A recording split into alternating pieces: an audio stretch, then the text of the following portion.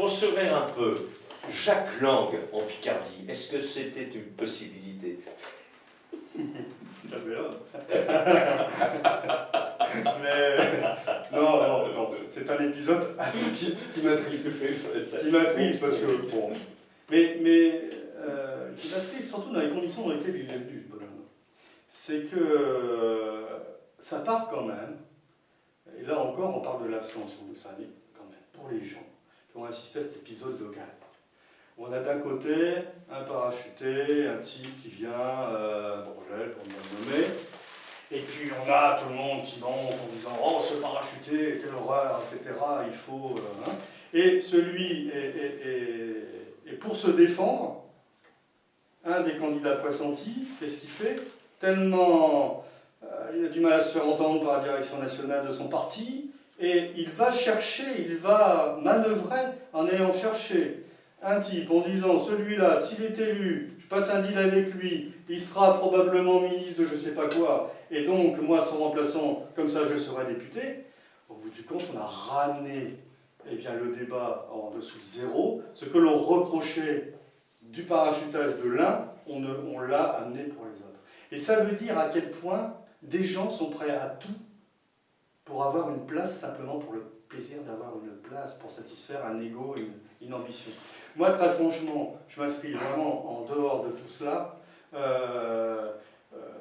La conception que je peux avoir d'un mandat d'élu, là où on l'exerce, c'est de se mettre, c'est de ne jamais perdre de vue pourquoi on est là, par qui on est, et de le faire au service de ceux à qui on est allé chercher le suffrage. Alors, il y a un candidat dit de Maxime Grometz. Comment vous positionnez par rapport à celle-ci et quel discours surtout tenez-vous à l'électorat communiste de cette circonscription, même remaniée, qui n'a peut-être pas encore fait le deuil de Maxime Grometz? Maxime Grometz, d'abord, c'est un député qui a décidé donc de raccrocher. Aujourd'hui, parlementaire honoraire, comme il se plaît à le dire.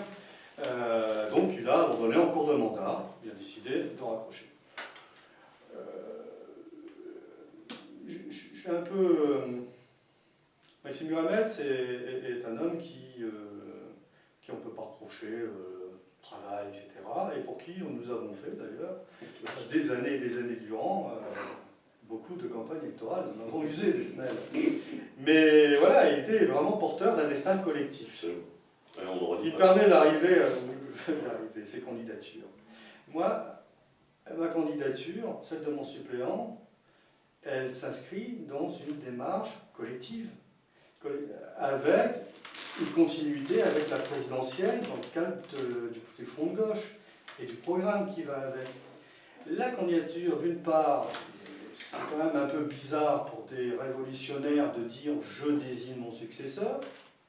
Ça fait plutôt monarchique que, que démocratique. Bon. Et puis ensuite, il faut être clair. La démarche du Front de gauche, c'est on s'unit pour peser, pour créer les conditions d'avoir des élus qui pèsent là où se prennent les décisions. Mais si des gens viennent sur le même terrain électoral solliciter les suffrages des mêmes électeurs, de qui font-ils le jeu?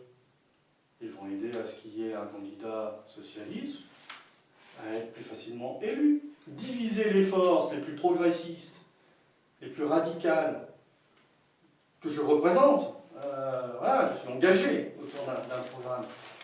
Venir poser une candidature dans ces conditions, c'est affaiblir notre camp. C'est aider donc les autres à gagner. Et ça veut dire qu'on va prendre la responsabilité, que ces gens-là vont prendre la responsabilité de perdre un député communiste dans ce département. C'est ça qu'ils veulent. Et puis ensuite, les personnes, les dauphins désignés. Enfin, on dit un avocat qui s'est manifesté dans des luttes syndicales, mais encore une fois, c'est quelqu'un, c'est un avocat, il vient là, c'est un professionnel du droit, comme n'importe quel avocat, il choisit les créneaux dans lesquels il se sent le plus à l'aise et le plus... Voilà. Bon, il y a malheureusement un marché qui s'est fortement développé avec la crise, c'est celle des liquidations d'entreprise, etc. Cet avocat-là s'est spécialisé, c'est un professionnel du droit, il s'est spécialisé, il accompagne avec brio les salariés en lutte, il fait son travail, il est payé pour faire ce travail, il ne le fait pas en tant que militant. Il ne fait pas, ce n'est pas un militant, qu'on ne vienne pas présenter ici un avocat qui a son cabinet à Paris comme un militant local au service de la population de cette circonscription, de ce département, pour aller porter. Bon, voilà, c'est tout. Il fait un boulot, il a pris une part de marché, il est très compétent dans son domaine, et il est payé pour le faire. Voilà. Et puis, donc, ça s'inscrit dans une opération d'affaiblissement des forces de gauche et de progrès dans ce département. Jean-Claude Renaud, nous allons bientôt devoir nous quitter parce que vous êtes attendu à d'autres réunions pour vos autres multiples responsabilités. Deux petites choses. Je pense que cette rencontre va être suivie sur le blog, d'autant plus que parfois, je sais que je vous connais bien, mais votre intégrité et votre rigueur fait parfois que vous apparaissez comme distant. Est-ce que vous vous en rendez compte? Est-ce que vous savez un petit peu? Mais cela dit, c'est pas bon, c'est pas. Moi, je suis un vrai Picard pour souche. Qu'est-ce que vous voulez? On est ce qu'on est. C'est pas parce que tu souris pas que tu es un mauvais médecin. Non, mais voilà. Pour moi, il y a. Bon, c'est tout. On est comme on est. D'abord, à la base, tu sais très bien, c'est d'abord une forme de timidité. On sait très bien, voilà, on a tendance. Après, je suis comme je suis. Je crois qu'effectivement... Et l'intégrité politique, et l'intégrité la rigueur politique. Mais si, notamment dans ma commune, à laquelle j'ai été élu dans le cadre d'une triangulaire, la première fois, j'étais réélu avec 72% des voix et avec une mobilisation de 86% du corps électoral, c'est que probablement, je ne peux pas faire la gueule tous les jours.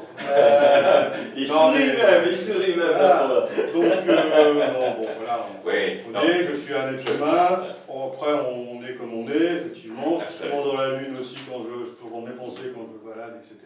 En plus, tu ne vois pas toujours bien quand tu voilà, croises quelqu'un. Exactement. Ma mère, une fois, m'a croisé, m'a tapé sur la... Je ne l'ai pas vu, donc voilà, c'est quelqu'un d'assez distrait. Donc, bon, je le dis toujours. Alors, j'ai fait beaucoup d'efforts, évidemment. Quand on a des mandats électifs, on est amené à faire beaucoup d'efforts.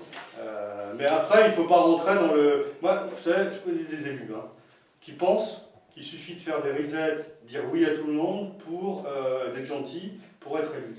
Moi, je fais mon boulot et je demande à être jugé sur mon boulot. Et effectivement, j'ai une certaine réputation maintenant. On sait que Renaud, il a des principes, il est réglo, il est capable de dire oui, il est capable de dire non et de s'expliquer. Mais c'est toujours justifié et c'est toujours fait dans le respect du mandat que m'ont confié les électeurs. Ça, je crois que c'est vraiment... Alors justement, venons un petit peu, ça sera notre dernière question, Jean-Claude. Pour terminer justement, par rapport au mandat, est-ce que vous concevez qu'on est député de la nation ou député de sa circonscription? Enfin, c'est une seule et même chose. Je veux dire, comment élaborer une politique nationale en étant déconnecté de son terroir, des réalités, qui sont différentes d'un département à un autre, et c'est bien pour ça qu'il est aussi bien de garder l'élection. Il y en a qui voudraient centraliser les élections à Paris, pour toute la France, etc. Non, la notion de territoire, en tout cas, elle est bonne. Parce que, et la proportionnelle dans tout ça. Et donc, pour arriver à cela, si on veut véritablement... Il faut qu'on arrive à un scrutin proportionnel, mais qui permette qu'il ne soit pas confisqué par quelque état-major que ce soit, qu'on arrête d'assister à des parachutages, etc., et que ce soit vraiment l'émanation des représentants des territoires, des électeurs, de la Somme, de Picardie, de Marseille. Voilà, mais c'est très important, ce lien du législateur et avec la nation doit se faire à partir de ses racines. Et quand il est dans son... voilà, on doit toujours évaluer la portée de ses actes au regard de la vie réelle de ceux que l'on connaît. Alors, d'autant plus que si on suit bien le programme du Front de gauche, ça sera l'enjeu d'une constituante, et je pense qu'on est tout à fait au cœur du problème. Peut-être que Jean-Claude sera un constituant de la 6e République. On lui souhaite bonne chance. Merci.